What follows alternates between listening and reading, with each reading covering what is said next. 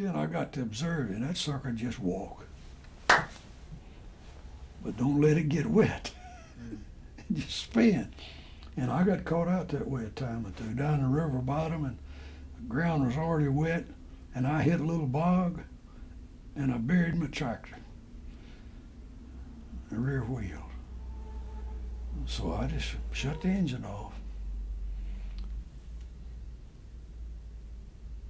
and had some chains that we put on there like you do a car that had steel bars about this long, and they had a vertical, there were channels, and they had chains, and you run that chain, just like a car chain, but bigger and heavy.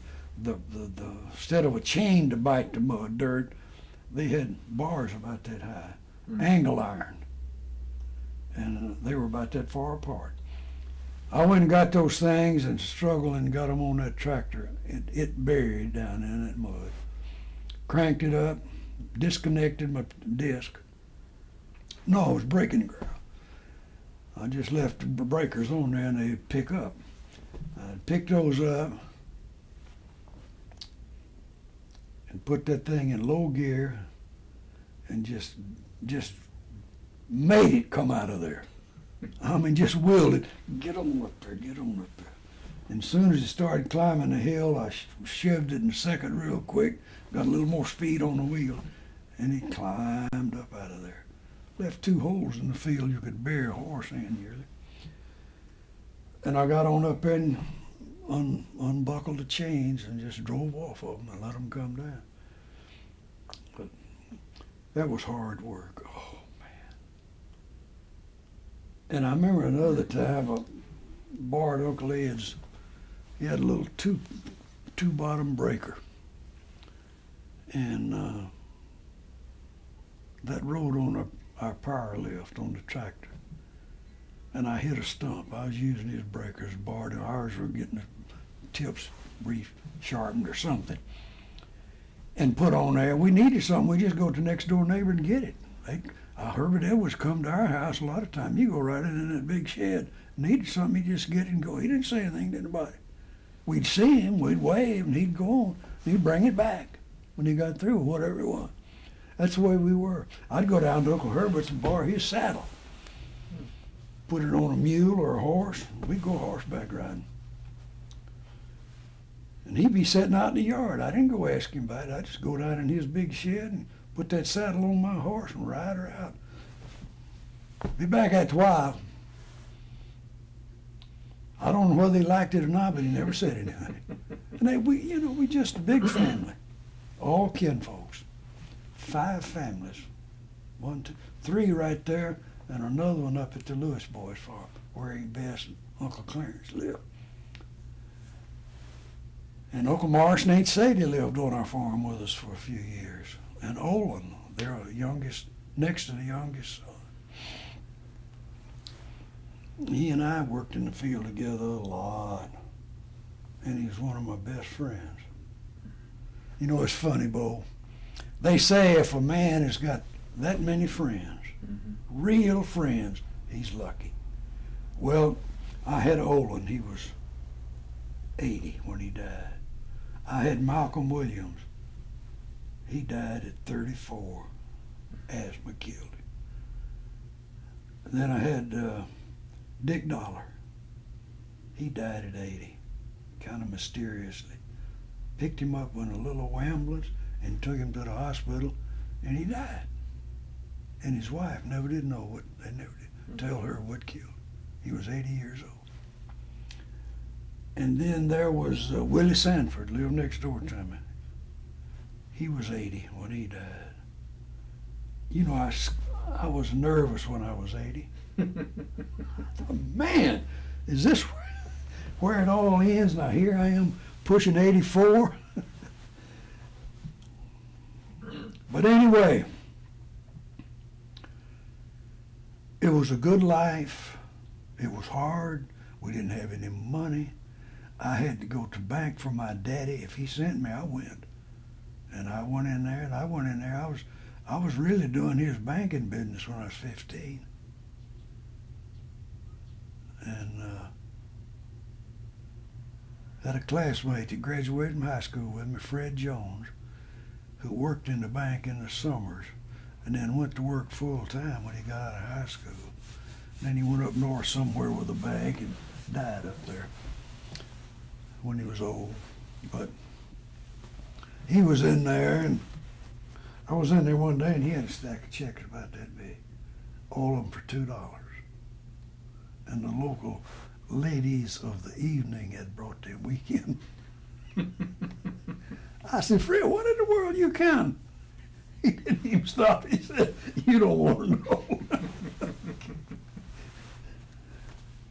Oh, that's it.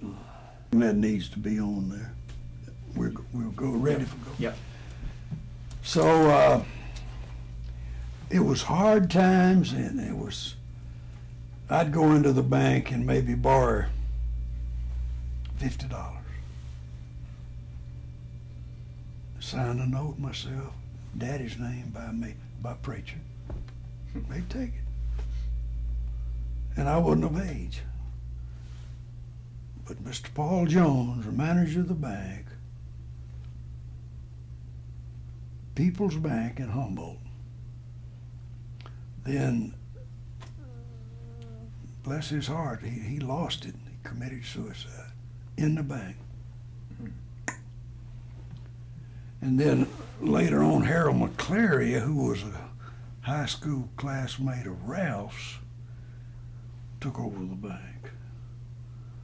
And then I was dealing with him, and our arrangement just went right on.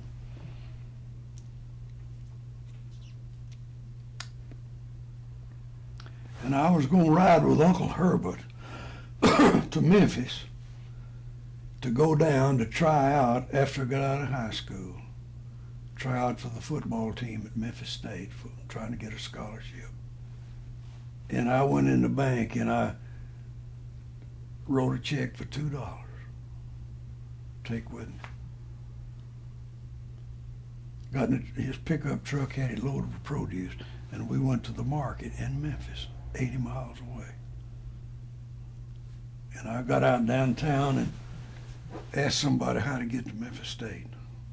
Say, we catch a car such and such, and then you go such and such on another streetcar line. Memphis State then was 3 or 4 buildings sitting out in the country.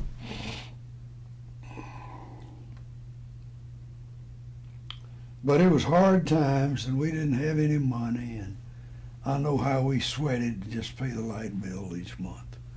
Sometimes we'd get together enough money to go to Trenton, drive to Trenton, buy the gas, drive to pay the light bill before they got lights in default. So it was tough. Didn't have any money to do anything with. We just survived. And then Ralph went off up to Martin, to University of Tennessee Junior College. And they gave him, he was in a pair of shorts and went out to practice one day, and they put him to backing up the line. And I think 4 times in a row, he got back there and sacked the quarterback. And the coach asked somebody, don't we have any equipment for this man, for this guy? He's out there playing in shorts. That's all he had, an old T-shirt. So they scrounged him up a uniform. They gave him a scholarship. He went to school up there for 2 years. Graduated from there, but that was the end of his school days. And I said then, when it came time for me to try to get a scholarship, if I have to do to my mother and daddy what we had to do to keep Ralph in school, if we had $1 to give him, we'd give it to him. Mother and daddy. I didn't have any money. And then when I was a junior in high school, Milton and Cy Baum had a department store in Humboldt.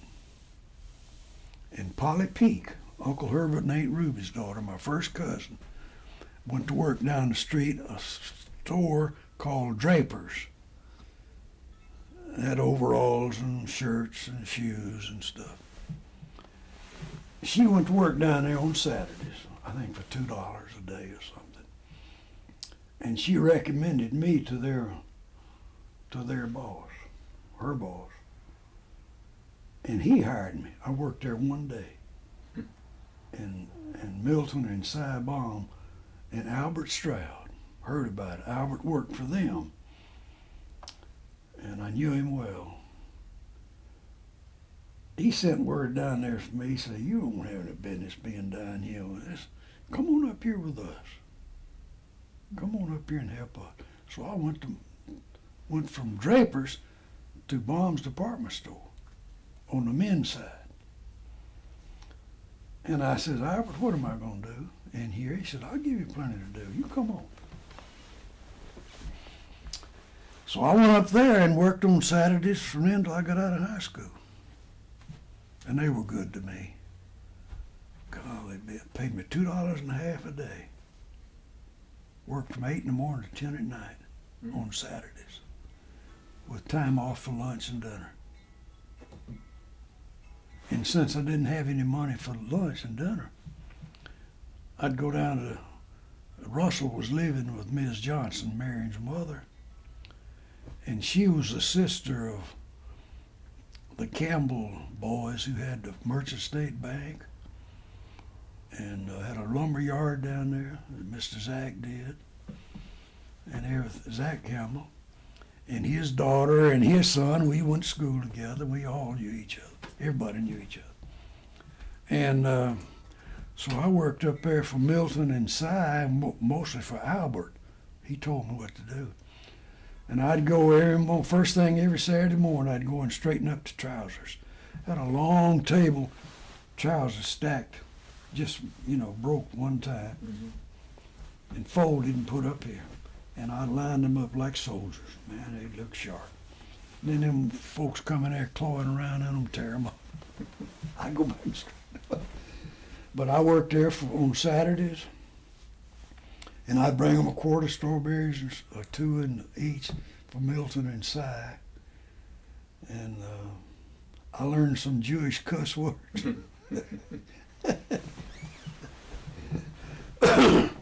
I heard Albert talking to Cy one day, and he said something. "Well, that mummers don't know any different."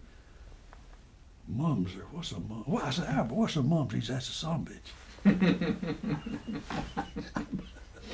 Tickled me to death. And they had something else for the other words. I mean, Albert had them all down pat. But Milton and Cy and Albert were good to me. Sold me everything and gave me a lot of clothes. Sold me everything it cost. I could buy a suit that might sell for then $39.95. I could buy it for $20, and they just take out 50 cents a week. Buy a pair of shoes, Jarmans, $8. Top of the line, $8. I'll get me some shoes. Had me a new double-breasted suit, plaids, I was cool. And of course, Albert was a sharp dresser, and he dressed me up. "You don't want that. That's, yeah, try this on." And he dressed me up, and I'd pay for it out of my pay each Saturday. But I'd bring them strawberries, fresh strawberries from the field in strawberry season. And Albert would take down there to his house, and I'd give Milton and Cy a quart apiece. Some of the ladies in there to bring them some strawberries. It was a pleasurable time for me. Of course, I was in school. And I went to work one Saturday morning. I could barely walk on my right knee. Didn't hurt, it was just stiff. And I'd hurt it some way in that game the night before. Played games on Friday night. And I limped around and worked the kick out, and then it was all right. Then went to practice Monday, went to school and practiced all the week, and then another game. But we had a good time, and it was a great time for me, a great time. I had me a little spending money. And yet, during the week after school, and in the mornings, I still helped on the farm. I'd get up and get the work done around the barn and everything before school, catch a bus when I wanted to, and Willie and I walked. They had a black school up there at the church at the edge of, on next between our farm and Mr. Clint. Williams Chapel, Methodist Church, and had a school in it. And this minister in Humboldt, wife taught in the school, so he had to bring her out every morning and come back and get her in the afternoon. So he'd be going back home after bringing her to school, and see, we'd time it. We know when he's coming. And Willie and I, we'd just be walking down the road, and he'd stop and get us. Never anybody. We just, good morning. Good morning, he'd say. Never said. Always had a new Ford, new black Ford, V8. He'd drop us off up there in Humboldt on Main Street at the elementary school, and we'd walk at 3 blocks to the high school. But in the afternoons in football season, we had the best way we could get home, the way we got there, till we got to be seniors, and sometime I'd take the car to school. Come home in the car, or drive a truck up there and just park it for the day. Left to practice and go home. But it was a good time. We had a good time. What you need? I've got to go get Nolan. Oh, you do? Yeah. Mm-hmm. But I'm gonna go by there and get him on my way to Betty's. Okay. To eat lunch with Betty. Mm-hmm. And I'll probably be back home by 2:30 or 3. Okay. Larry will be home about 2:30. I've got to have him home by 1. Okay. I got doctor's appointment. Okay. And All right. dinner is 6. Okay. Dinner's at 6. She said 6 or 6:30. I read that as 6. Yes. Better be early than late. Yep. Yes. Yep. So that'll work. But Gina has an early day today, so she'll be to get Nolan by 5. So. That works. Okay. You gonna have company tonight? We're coming to your house. Huh? We're coming to your house for dinner. Oh, that's right. You go eat with us tonight. Okay. See, my recall is slow. It looks like you're doing a pretty good job. Yeah. So, is this working out better to do it in the morning, you think?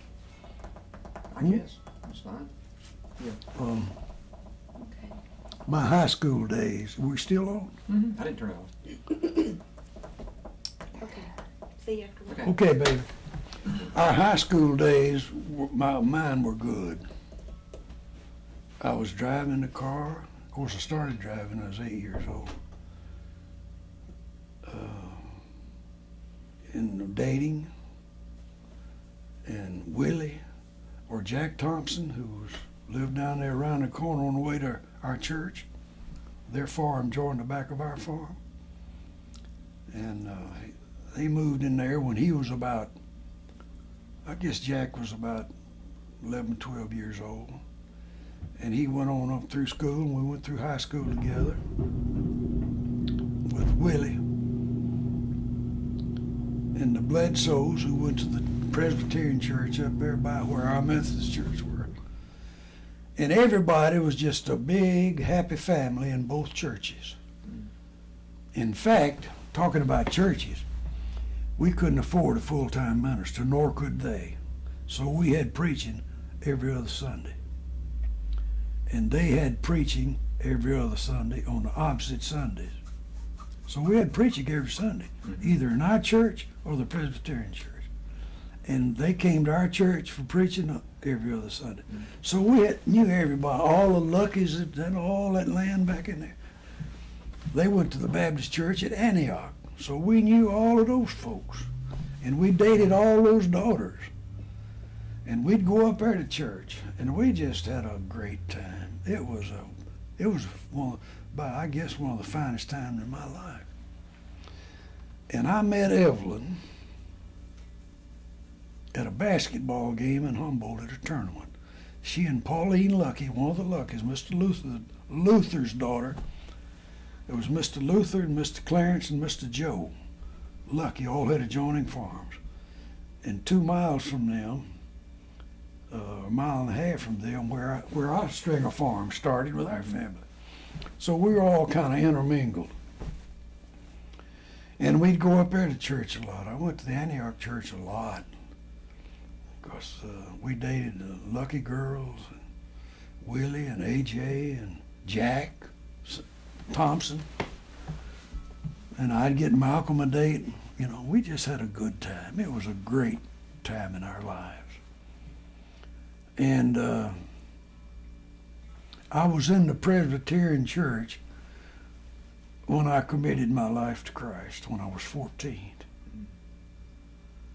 And I was baptized, sprinkled in that church by the Presbyterian minister, Maurice Pepper, Texan, tall, red-headed, freckle-faced, stand flat-footed and jump a fence and never touch it, just over it. And he was a super guy. And he told me when he baptized me, he says, son, if you ever need me, you know where I am. I'll never forget it. I don't know where he is. Haven't heard from him in years and years and years. Last I heard, he had a church somewhere in Alabama. But I haven't seen him since he was out there at Pleasant Hill. And I know he bought him a new Ford Coupe when he was out there, and he got married. And I thought that was the neatest piece of equipment I'd ever seen. Had a V8 engine in it, and you could crank it up and you couldn't even hear it running. Had to start it down between the brake pedals and the clutch. Put your heel on it and crank it. I thought that was cool. Little old two-seated coupe. But anyway, Dr. Morris Pepper. We called him Dr. Pepper. He was not a doctor then. He was before he died. But he was a Reverend Morris Pepper. And we called him Dr. Pepper. Everybody did, I guess. And we did, and we joked about it, and he joked about it. But he was a young fella, just out of seminary, and took that church out there for a couple of years. But he was a dear friend. We had a wonderful life for those 4 years I was in high school. I got mad enough to chew up nails a few times. I fought a little. I fought all the way through grammar school. I don't know whether I had a chip on my shoulder or what it was. Somebody could walk by me, they just brushed by me, I'd pow! I thought he's trying to hit me. I don't know whether I had a complex or what, but when I got into high school in the 9th grade, I wasn't a bad kid. I was just kind of hot-tempered and high-strung or something. And I didn't steal from anybody. I didn't cuss anybody. I didn't drink. I didn't smoke except grapevine.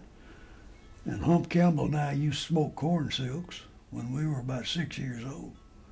He'd come out with his daddy who built Uncle Ed Sanford's brick house up there above where we lived. Mm-hmm. Hump would come out there with him. We would start school together in 1st grade. And we got to be good friends and still are. He lives in Jackson. He's 84, just like me. And we still talk on occasion. And his wife, Mary Frances, was one of the Ray girls in Humboldt. And she died with Alzheimer's 4 or 5 years ago. And I went up to her funeral. Mm-hmm. That was before I met, after Evelyn died, and before I met Lucy. And I went up there and went to her funeral. Spent some time with he and Bill Hamilton, who was in on our football team, graduated with us. He lives out there at Young's Crossing, where you cross the river going to Jackson, past Three-Way. He still lives out there. And he's horseman. His son has a horse. He's a horse trainer. He's got a place up on Interstate 40 before you get to Nashville. I've never been there, but he trains horses. And Bill's got a 5-gated saddle horse that he rides in the horse shows. And he gets on, Bill's about 6 feet tall and big. Now, he gets on that horse and gets those feet stuck out there in front of him, gets slouched down in that saddle. Man, that horse gets it. 5 gates. And he puts him through his paces. And old Bill's 80-something years old. He's the same age I am. He's 80. I guess he's still riding. He rode 3 or 4 years ago when I was at the Strawberry Festival. And we went out there at the horse show. And He's a character, and he and Hump Campbell. See, everybody had a nickname. Mm-hmm. There was Moon Mullins, Hump Campbell, Gap Lashley, Pretty Boy Floyd, Bowen, Pretty Boy Bowen.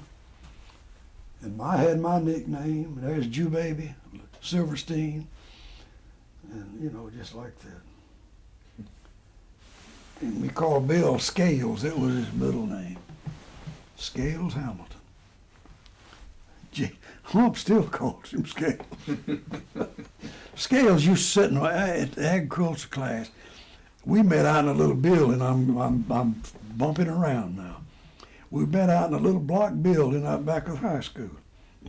Had a big old stove in there, that big. And he had all of his ag classes out there. Mr. Stokey Barracks. And that was his name, Stokey. And he'd tell us tales about when he was at the University of Tennessee, how many times his lunch was a nickel candy bar. He'd say, nobody had any money, including me, he'd say. And Stokey was a good old fellow. He'd take us to cattle judging shows in Jackson at the farm over there. We'd go over there and we'd judge a Hereford bull, you know, and we'd go walk around that bull and we'd make our comments and he's writing them down. We thought we was cool. And we'd go over there and Scales lived in town, Hump lived in town, but all of them took agriculture. I think maybe Scales had a hen and a rooster, maybe. I don't know what James had down there at his house. But we all took agriculture 4 years. And in fact, Mr. Barracks, we surveyed our farm and got terraces built on it. He brought his level out there and his instrument, and we surveyed our farm and ran the terraces, and we built the terraces, and that's what we farmed around those terraces from then on. Saved a lot of soil from washing away. Did all that. Well, I think maybe Bill's daddy, Bill Hamilton's daddy, had a farm, and I think maybe they did his, but I know we did ours. And then we had a plow that you could pull behind your tractor that had a turning blade on it, and had an auger that turned real fast, geared, pulled off your tractor power, and that scattered the dirt. And we built those terraces with that plow. Uncle Ed built them on his farm with that plow. He had an Alice Chalmers too. So did Uncle Herbert. And we just terraced everybody's farm. Stokey Barracks did it. We do it in the summertime when school was out. And we got our farm terraced. Built ditches, drainage ditches down across the farm and run these terraces to that. Take the water out. So we had, and it was aggravating. Those rows had to follow the terrace. And they all curved down over yonder and back, and I was over there cultivating cotton or corn with a tractor, following those terraces. But it was a good move, And Mr. Barracks, our ag teacher, he supervised all that because he was I guess he was a civil engineering graduate from UT, but he was in agriculture, and he taught agriculture all his life in Humboldt. Lived over there. His back of his house joined Mother's house, and of course, by the time that our mother was living over there, well, he was retired, or I don't know. He's dead now, I'm sure. But he was a fine man. And so we had it was an idyllic time in high school. We just played football, and I loved it with a passion. I'd rather hit somebody on that football team than to eat. And I remembered one game, I guess it was my last year. We were playing Union City. And they had a big old boy there in Union City, or was it Dyersburg? One or the other. Both of them always had good football teams. This was before they formed a Big Ten conference which Humboldt's been in for years. And Humboldt and Milan and Jackson Southside and Dyersburg and Trenton and all those schools are in there. But in one game, this big old boy, I had punted. We had kicked to him, and I was the kicker. And I'd punted, and he took the punt. And he's coming up the right side of the field, right in front of our bench, kind of. And, of course, I just went over and met him head on. I'm going wide open, and he is too. And I hit him. I put my head right in his gut and my shoulder on his right hip. We went down, and he didn't get up. My headgear was over there in the bushes by the fence. I went over and found it and put it back on. I got up, and he was on the ground. They took him off on a stretcher, knocked him cold as a cucumber. And at the football banquet, Mr. Herndon made note of that tackle. Hardest tackle I ever saw made anywhere. Preacher tackled that boy from Union City or died which way. That's all he said. But that was the hardest one I ever saw. In another game, I was calling the signals, calling the plays. And little Melvin Monroe, 133-pound blocking back. He was blocking over there on the wing. He was a wing back blocker. Or he'd block at the fullback spot. Or he'd, let me run with it, let me run with it, let me run with it. And he was the fastest man on the squad. So we were there right out about 50-yard line somewhere. Let me run with it, I said, okay. We're going to run left 10, money, back. And so I dropped down over there in his blocking spot. And I guess I went up there because I took that tackle on out of there. The end and I took the tackle and took him down, and the two guards pulled and took the end out up here. Mm-hmm.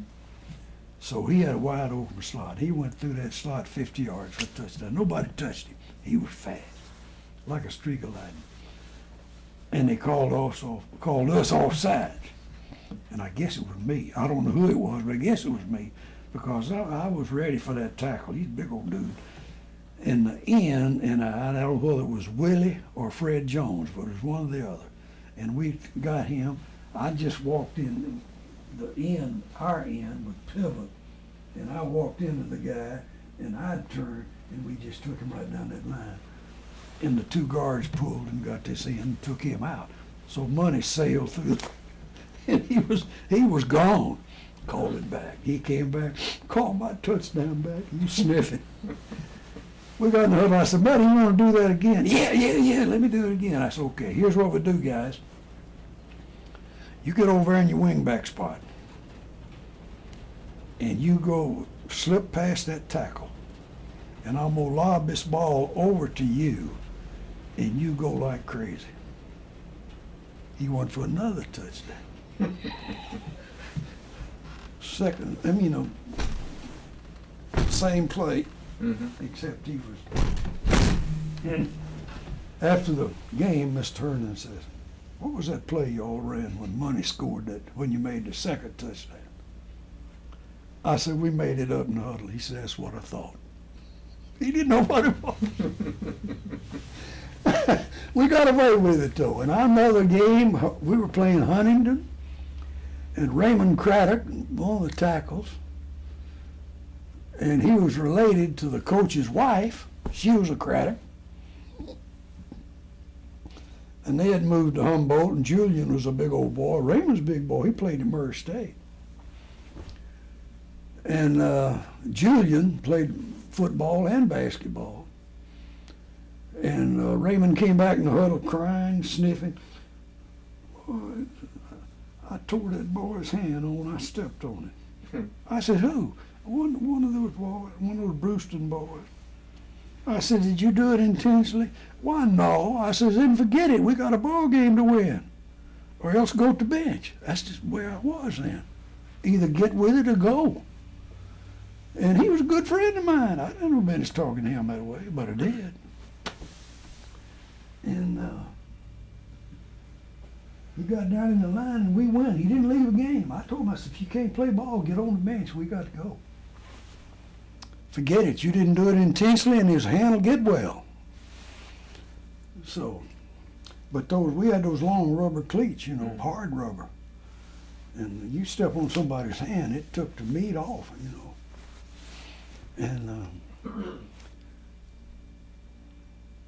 And old pretty boy Boyne, he came out when he was about a sophomore, I guess. And he was going to play in the backfield. So we were kicking off, first game of the year, and his first game. And we were lining up, you know, to kick off. He came to me and said, "What'd I do?"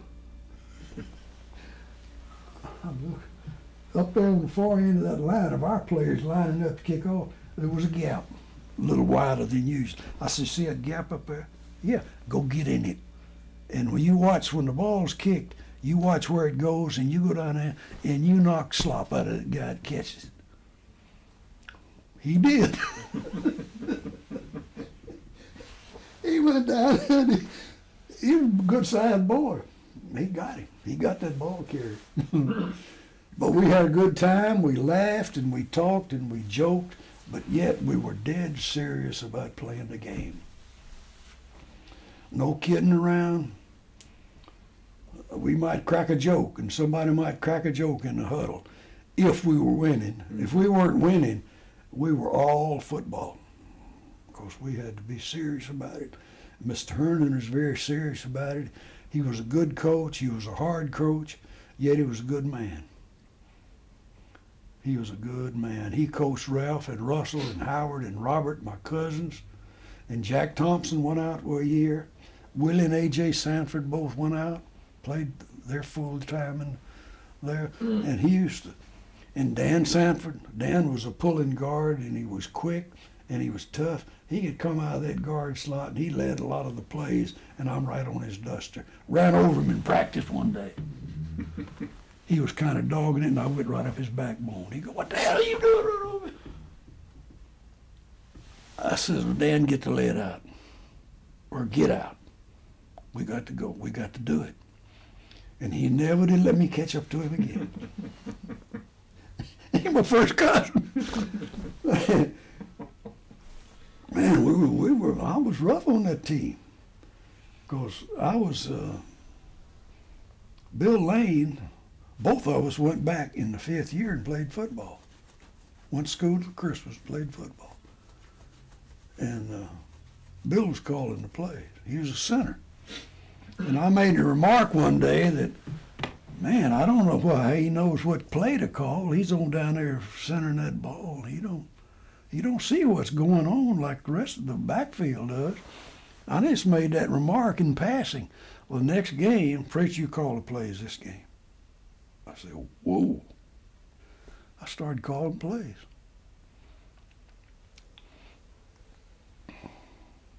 I made one mistake that I remember.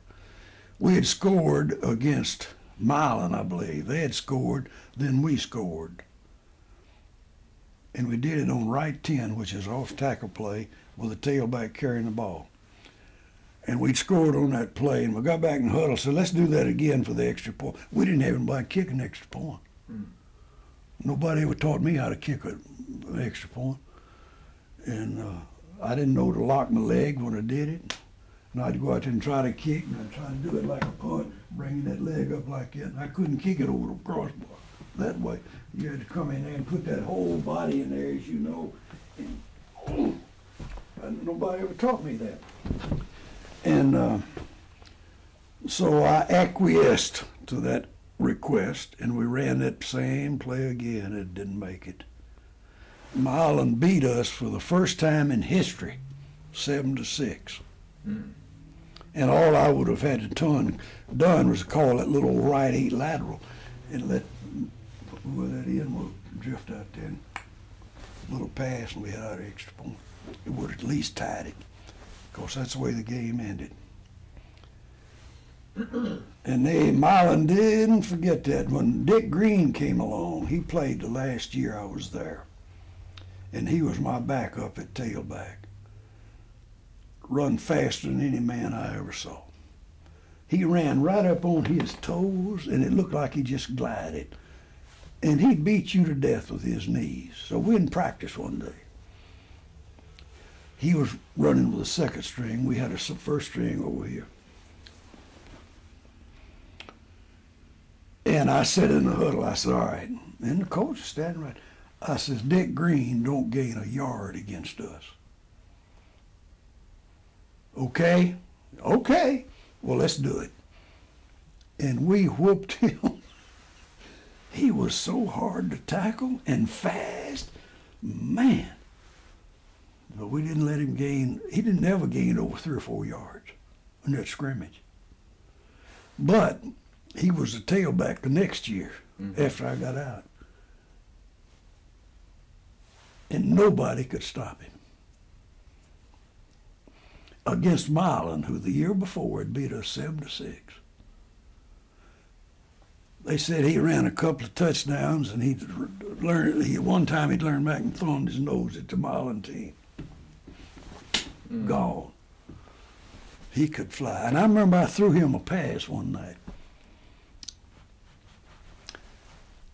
He got on, I don't know whether he was playing in, I believe, that year.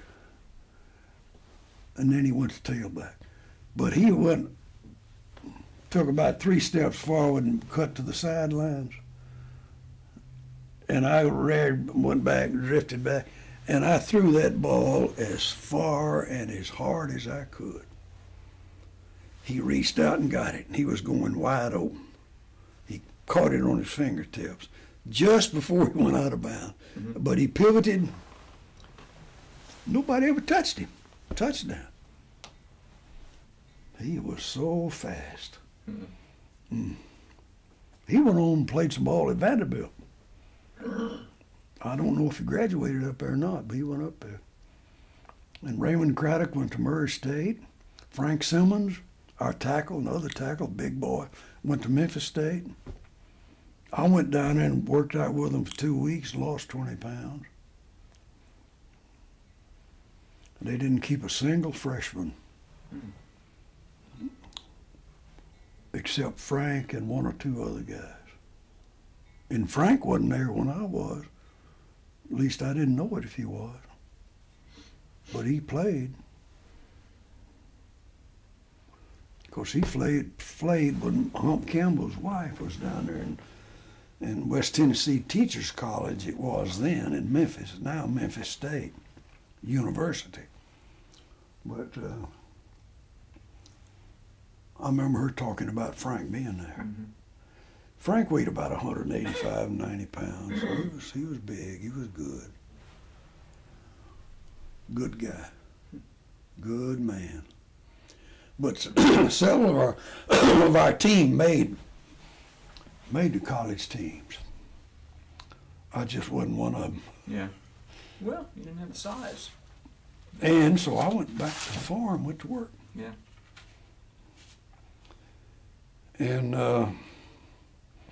but those years were real fine for me. I'd come home, and I missed school a lot of days on that tractor, I was helping going to ask you Dad. about that. If you could really go to school every day during the fall and spring. I couldn't. I didn't average a day a week, but when the push came to shove, I stayed out and worked. And I'd quit work in time to get to football practice. I know I got up here 15, 20 minutes late one day. He said, well, he says, it's about time you got here. We've been holding up practice for you. And when the boss said that, you know you done screwed up. But I had a good time up there in high school, and we didn't date the Humboldt girl much. I went with Evelyn and some, and went with Cullen Lyles some, and Sissy Ray. They were the 3 top girls in Humboldt in high school. Best looking, everything. Cullen Lyles was Miss West Tennessee, and Evelyn was Miss Strawberry something, Princess, and and her sister the year before her, and My sister Evelyn was a Strawberry Princess. And one of the funny things that happened, I was working at Bombs, of course, still on Saturdays, and I had to get a tuxedo to escort the girls up to the viewing stand in the pageant. I don't know, had a stage built in the middle of the football field. And two other guys and I, we had to get our tux. And Albert ordered me one from Memphis, and Clint Bell, who moved to Humboldt from Memphis and married a Humboldt woman. And Clint brought me and I wore a 37 suit then. He brought me a 37 tux, and I had forgotten that I'd gained about 20 pounds that last year. I couldn't get in that thing. Man, we had to make a fast trip to get me a tux. Sent down there and got it. I didn't go. But they got it back in time, got it that afternoon. We had the Princess thing was that night. And we had to escort those girls up to the stand. And they'd walk from outside, and we'd go and take turns. About 4 of us, I think. And we'd escort them up and see them, go back and get 4 more. Right in the middle of all that, it came a flood. That darn tux I had on, man, those sleeves came up to here. My breeches shrunk. I got soaked. But we got through it some way. Albert laughed at me. He said, I believe your tuxedo shrunk. I said, I believe it did too. We had a good time. How did Billy Sunday fit into? Billy Sunday worked on a farm. He was the youngest. He was the youngest, and Billy had seizures. Oh. And he had a hard time, health-wise. And I know he'd have a seizure. I remember one day I was out changing oil in the tractor. He's out there with me. And he had one, and I just lay him down on the ground. And he lay there and he shirked and jumped, And he calmed down, and he got up and says, where was that? What dog was that I heard barking? And it was one of our dogs. Saw him there and barked at him. Billy heard it. And it registered with him. But we took him to the doctor, and Mother and Dad did. And he cried a lot, and he just had a hard time health-wise. But he came along, and when I went in the service, he was running a tractor for Daddy. He dropped out of high school. He was smart. He could read something, and he never forgot it. But he couldn't put it on paper. He failed every test he ever took, I guess. So he got through about the 9th grade, and then he just dropped out, stayed at home. And there was no such thing then as home training. And he learned what he learned by reading. He read a lot. He'd read the paper front to back every day. And he'd listen to the radio. And he worked. He was healthy and everything, but he just had a time with people. He just couldn't handle it. But Bill was a good boy. And I know I came home one weekend from Paris, and Mother said, Bill didn't come home last night. I says, where was he going when he left in the afternoon? He walked somewhere. She says, he's been looking at a little girl over yonder on the other highway that went to Medina. So I got in the car and went over there, and there he sat on some steps of the edge of the road. I said, Bill, let's go get something to eat. He said, okay. And he got up and got in the car with me. I don't know where he slept. But we went to the house, and he got something to eat. And then he decided he'd go in the Army, and I thought that'd be good for him. We all did. So he went in the Army, signed up for 2 years, and did good. I mean, he got a stripe, you know, and he did pretty good. And they were treating him for his epilepsy, and he stayed there a couple of years, and he got out, and then he went back and went in the Air Force. And they sent him to Alaska. So he went up there, and he was loading and unloading airplanes. And he was in his element because he always liked airplanes. He thought Ralph and Russell and I were just the cream of the crop for him because we were all pilots. And I'd take him flying, and Ralph would take him flying, and he loved it. And then he married Clessy, and he was in the Army at Smyrna then, Air Force at Smyrna Air Base. And she got killed in a car wreck. Mm. And I was working in Paris. We had the airport, and he was up at Smyrna. And I sat up all night one night till I found him in Smyrna. Got him on the phone. The phone people were so nice. We were on the phone, I guess, an hour or 2 hours before we located him in Smyrna. And I says, Bill, how you doing? All right, I guess. I says, well, when is you going to bring Clessy home? Well, we're coming down tomorrow. They're going to bring her in an ambulance, the body. And I says, well, how are you doing?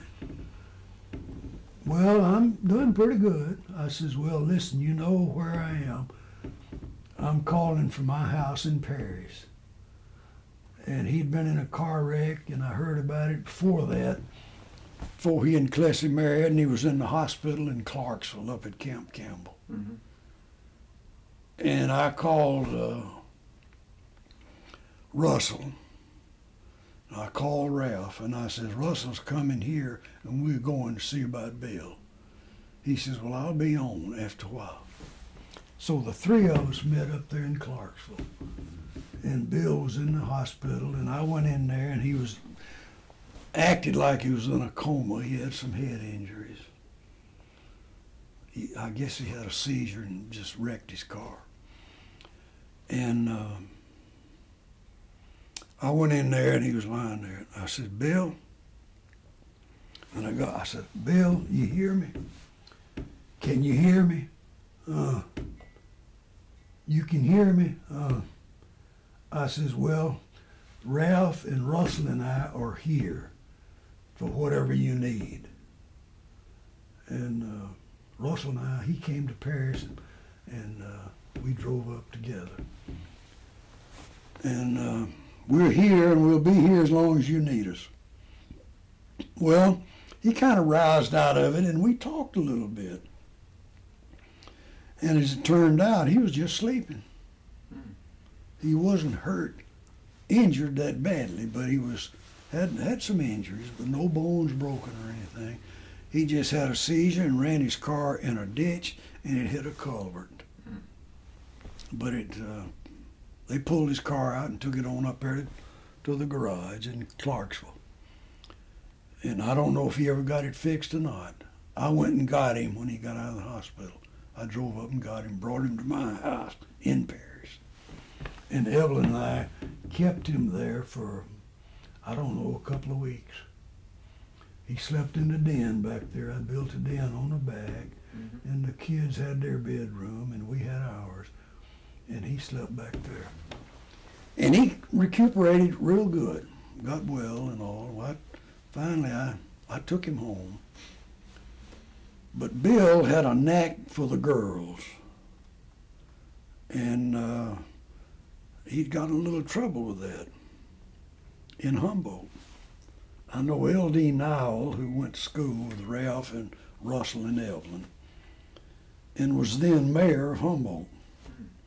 His daddy was a veterinarian and did our work out on the farm when we needed a vet, Dr. Nowell. L.D. called and called Ralph in Union City. They were kind of classmates. He was older than I. And Ralph called me and he says, we need to go to Humboldt.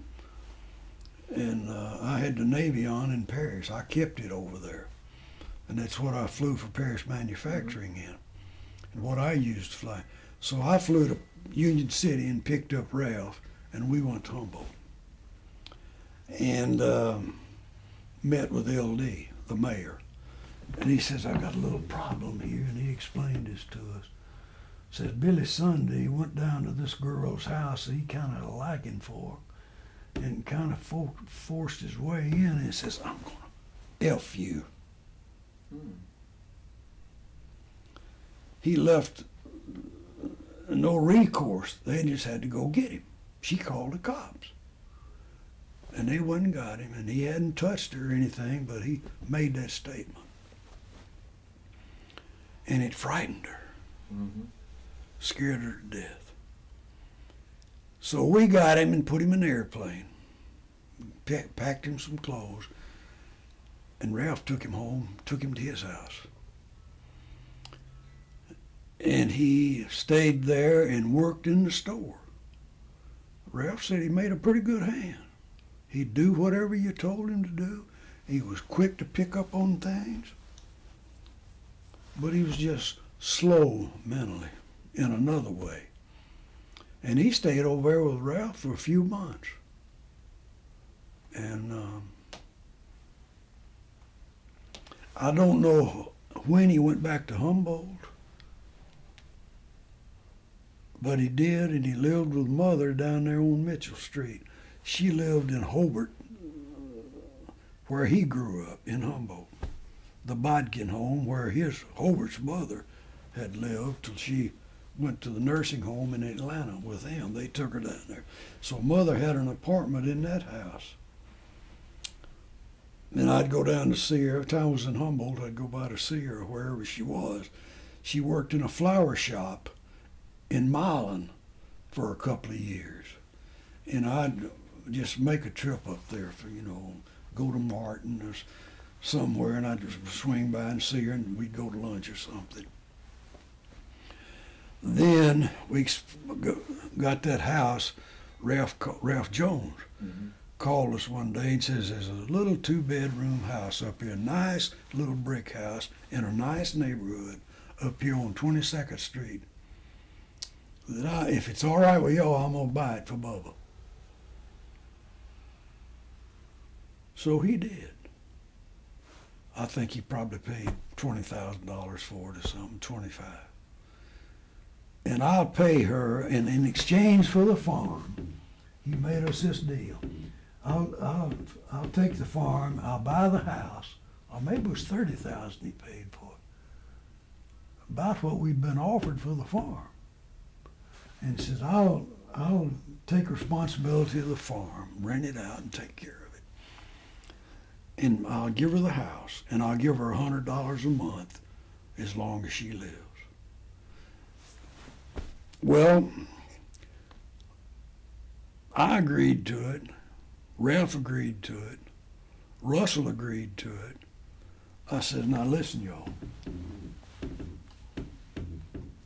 If we don't take this offer, one of us is going to take Mother home with her. And then we're going to keep her as long as she lives. But she's still independent, and she likes the idea of having her own place. She doesn't have the responsibility of that farm. And she's got furniture to put in the house. It'll be paid for. And she'll have $100 a month. And I says, I think we ought to do it. In fact, I insist that we do it.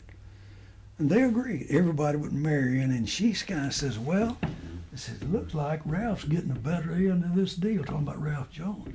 I says, but Marion, it'll be her place. And you've got to have a place you call home. That's all she's ever had. She needs it. She wants it. And if y'all don't do it, I'll just enter into it with Ralph myself. If y'all don't want to, that'll be fine. and y'all can settle with him. As far as I'm concerned, it's a done deal. And they all agreed. And that's what we did. And Mother was supremely happy there. She lived in there. She bought her a little Chevy 2, new, from Bill, whoever the Chevy dealer was in Humboldt. His daddy was our pastor out at Pleasant Hill. Fisher, Bill Fisher. And he looked after her like she was his mother. Bill Fisher did, looked after the car. And Mother was she was just a fixture in Humboldt. She cooked everybody a cake. She had to take everybody that got sick, she'd take them a cake. She was driving her own car, living in her own house, doing her own thing, and she was so happy. And of course, I went down to the store and bought a used clothes dryer. Took it up there, and the guy took it up there and installed it. Gave that to her. She already had a washing machine. She had a refrigerator from out the house. She had a stove. She had her bed, 2 bedrooms. And she contracted with Howard Grays, our cousin, who had a lumber yard. He built a den on the back of her house for her. Made another room, put a TV back there. And she was lonely but supremely happy. And that made all of us that way. She would have us all out there for a meal, time to time, and we just had a good time together. All of us missed Daddy. She missed Willie. And she had a man from Milan that she grew up with that came and approached her and asked her if she'd go take a trip to Florida with him. A guy well-to-do, nice man. You know she wouldn't do it. Her morals, for one thing, wouldn't let her. And the second thing, she didn't want nobody could take Willie's place. Her husband, our daddy. She was such a remarkable person. I don't know what you remember of her. She died in what, 89? And you were born in? Born in 47. Born in 47, so you knew her. You knew Mother. Yeah. And Pam knew her a little bit, not much. But she thought you were just... she was at our wedding. Huh? She was at our wedding. Yeah. She just thought her kids were the best there was. She loved us all, and we all loved her. And I know we went, Evelyn and I went up, and Bubba was just Evelyn's second mother. She taught her to cook, she and Gwen, and all of those things. She'd come stay a month with us in Parish. And we just loved having her. Mammy would come, Mother's mother, time to time, and spend time with us. And we had a good time together. And Lofton, my first cousin, Mother's sister Sally's oldest son, next to the oldest, her oldest had died while she was down there and we had our wedding. She was in Chatham when R.L. died with, doctor put him on sulfa drugs, had pneumonia and it killed him. She went home early because of that funeral. And Evelyn says, I'm not going. And that's when I called her daddy, and that's when we got married, see. But we had a good time together, all of us. I got along fine with all of Evelyn's family. And Papa, her granddaddy, I spent some fine hours with him out there on that front porch. His stories he told. On his farm. On his farm. And he could say, some bitch faster than anybody I've heard. You know, some bitch, he went over. That's some bitch. I'd laugh, and Papa'd get tickled at me that laughing at him talking. And he'd tell about things that happened way back in the mid-60s, 80s, 1860s. Of course, he died at 88. When he died, he was 88 years old. And he had some stories to tell, and I would have given anything for a tape recorder. But I didn't think about it. I didn't think at that time it was important. And I'm glad you thought it is. You think it is because of what we're doing right now. But Papa was a fine man. He's about 6 feet tall, and I remember he liked a little nip now and then. Well, at 88, you know. So Mr. Carl would take him a bottle every now and then. And I was with him, and Mr. Carl used to take me with him a lot. He said, "Preach, come go with me to do this." I said, "What you gonna do?" He'd tell me. I said, "Okay." And I'd go if I was in Humboldt. So one day he said, "Let's go out. I want to go out and see Papa a while." It was cold. Man, it was cold. So we got in the car and went out there. And we got there. Papa was coming from a barn, had on his big old heavy coat. We stopped and said, "Come here, Papa, and get in the car with us." He did. He said, "What you boys up to?" Looked at us and grinned, you know. "Oh, Papa, we don't know." And Mr. Carl reached on his seat and he heard that paper rattling. He started grinning. Papa, "Oh, now I know what you up to. Bring it out." He brought it out and he took him a swig right there. And we sat and talked for a while and then went in the house with him. And I remember Papa well. They called us in Paris one night. Carl did, Carl Jr. "Well, I guess we've lost Papa." I said, "Really?" He said, "Yeah." I said, "Well, he's not suffering anymore anyway." And they were getting ready to, and an hour later he called us back. He said, "Papa ain't dead." I said, "Carl, what in the devil are you talking about?" "What do you mean he ain't dead? How come you thought he was dead?" "Well, we did. He just looked like we couldn't get a pulse. And Dr. Barker came out and Papa came around. He lived 3 or 4 more days, as I remember. And then we had a funeral. But he was a good one. We gotta. Okay. You're on. Well, good morning. I received my discharge at Maxwell Field in October 45, and went back to Humboldt and was staying out the house and at the Sedbury house on a boat, part of the time. And I found out that Evelyn's dad kind of had some plans in his mind he'd like for me to help him with, and so we just done around talking, and I had a phone call from Union City from Ralph, and he said, "What are you doing?" I said, "Nothing much. Why don't you and Evelyn throw your clothes in the car and come on up here?" I said, "Okay." So we went up that afternoon, and that's where Gray's Flying Service was hatched. And he had 2 J3s, a 1940. No, yeah, one had a 65 Lycoming, and the other one had a 50 horsepower Continental. The Lycoming was NC numbers 33010, and it had a blue fuselage and yellow wing. And the other one was a 50 horsepower Continental, and it was all yellow. And so we kind of formed a partnership, and we pooled our money, and we did this, that, and the other. And then we went to Paris, drove up there.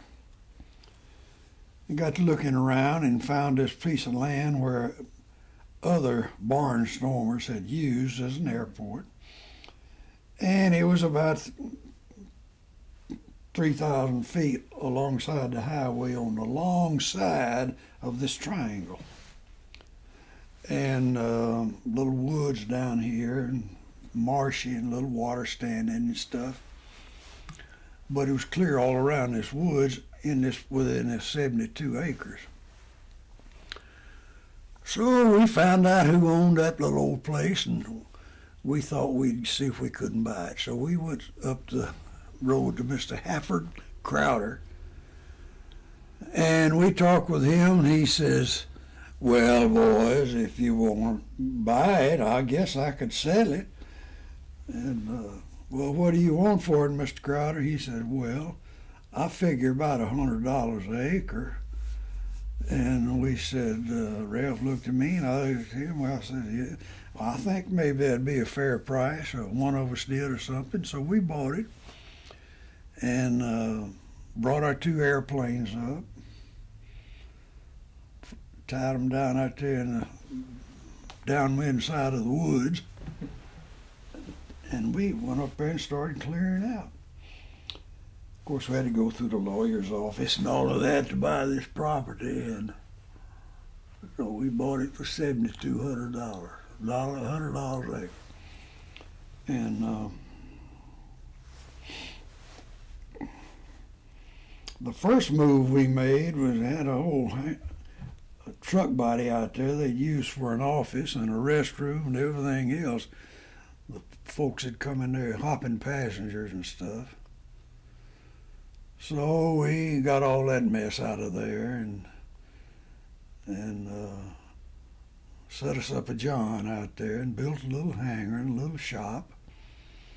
And then later on, as we started flying, we got approved for the GI Bill for pilot training. And so we ran a little ad in the paper about, veterans that could qualify for this program. And pretty soon we had a little cadre of pilots we were instructing. And we moved on through the rest of 1945, and then in the spring of 46, we kind of really got moving. And we had 15 to 20 students there who were teaching to fly, and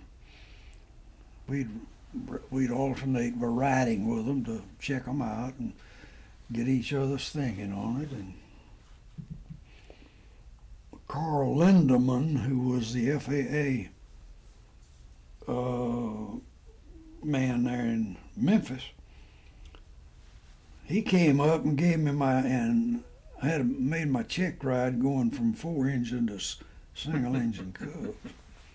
So we got in this 65 horsepower Cub, and we took off, and we were flying around, and I did whatever he asked me, stalls and stuff, and precision turns and all this. And so he said, okay, that's fine, let's go in. And I went back to the airport and went in there to go on my downwind leg at 1,000 feet. And that thing wouldn't come down. It just kept hanging up there. And we came over the end of the runway still at 800 feet. And some kind of which way, and I don't know what it did, whether I slipped it or what. But we landed, and he passed me, and I got a commercial ticket, or I had a commercial ticket, but I didn't have a single engine rating. Mm-hmm. So he gave me that. And Ralph already had his. He was a commercial pilot. Where did he get his training? Just himself. I don't know who he rode with to solo, but somebody there in Union City. And I guess, I really don't know. But he had a license a year or two before I got out of service. Of course, he'd fly down to Humboldt and land over there in Mr. Clint's pasture. Clint Wormuth, adjoining farm. And I know I was out there one day, and he came in that little airplane and landed it, and I thought, my goodness. So when I got up there with Mr. Lindemann, I maintained about 900 feet. I was supposed to be about 800, I think, on the pattern. And I came around and chopped my throttle like a slant of B-24, and it didn't come down. I don't remember if I slipped it or whether I went round and it redid it.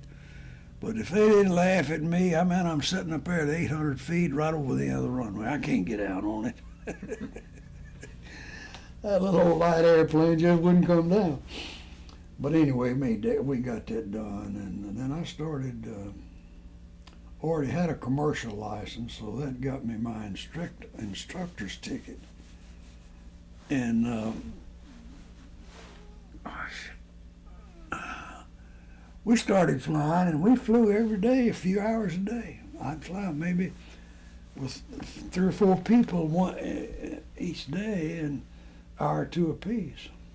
And Ralph was doing the same thing, and we got the Gulf Oil Company to come out and put us in a tank and a pump. And then we built this little shop, probably as big as this right here. We'd have to take the wings off the airplane to get it in there, so we just stuck the nose of it in there when they ran a check on them, changing oil and stuff, and which we did every 25 hours, religiously. And that was my responsibility to keep up with all that. I was kind of director of maintenance, I reckon. Then Russell came up and he wanted to get in with us, and we tried to unsell him, but he wouldn't unsell. He said, I just want to be here. So we said, well, come on and we'll see what we can do. So we came on up there and got him an apartment, brought his children, Marion. And then when we opened later on in 46, I guess it was, we opened a little service over in Union City, what had been a, what they call it, a college pilot training CPT program that give students a few hours in advance of them going into the service, whatever. And so Russell was over there, and he was by himself over there, but Chester Reed was there, had his little operation. And he called over to Paris one day, and he says, now, there's not room for 2 operators over here. I said, well, I happened to answer the phone. I said, well, Chester, you know, big world, and I think we got room for both of us. Well, I don't think so, and I just soon you went back home with your brother and everything. He was sitting over there, had 1 or 2 students, you know, didn't have a VA training license like we had. And we'd been to Nashville and got all that cleared up there. Got it approved and stuff, and so we were just going great, making a little money and having a lot of fun and all of this. And I guess the most number of students we ever had at one time maybe was 20, with 8 or 10 of them real active, the other 10 now and then. But we stayed busy, and on weekends we just hopped passengers around and always had a crowd at the airport. And we had those 2 Cubs, and then we picked up a Myers, which was a biplane, open cockpit, kind of a little bitty Stearman. And we used that in training. And then we bought a Stearman, and then we went to Memphis and bought an Ercoupe down there that was sitting on a concrete pad out at the airport on display in between the runways out there at the end of the approach. So we went out and bought that, and we went out there and rolled it off that slab, and I cracked it up and filled it up with gas, came on back to Paris with it. So we had an airplane that flew like driving a car. Oh, that roused really some interest. And we had people that just couldn't wait to get in that. And later on, while we bought another Stearman, then we bought a little Swift, which is a low-wing, retractable gear, single-engine airplane, slick little airplane.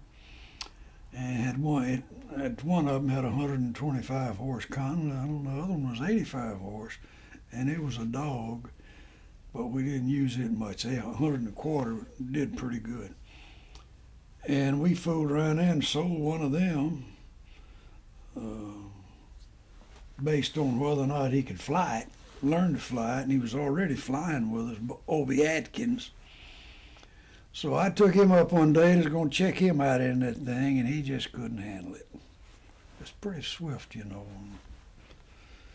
Gear to pick up and put down, and interchangeable prop, you know, high and low range, kind of like on a BT-13, and but it had a Hartzell on it, I think, propeller, and it was a nice little airplane. Then we had the two of those, and Ralph and I, if we get a little quiet at the airport, we'd take them both up, fly in formation with them around over town and join around. And we got folks fussing at us and got folks interested in us. And some of the farmers didn't like us because they said the cows went dry and the chickens quit laying and all of that stuff. And we were the two damn Graves boys. And one of them called us that in my presence because he didn't know who I was. In the service station, I just walked up to him. I said, "Who are you referring to?" All them damn fellas out there with that little airplanes running, buzzing around here. I says, "I'm one of the Graves boys. How are you?" He tried to die. He wanted a hole to crawl into. But we got to be pretty good friends. And then Alan Laster was 14, and he couldn't wait. Evelyn and I lived with them in the old golf course clubhouse. It was on the left going to the airport, sitting back here in that curve. And a big two-story house up here on the left, and that was where Mr. Crowder lived, that owned the land we bought.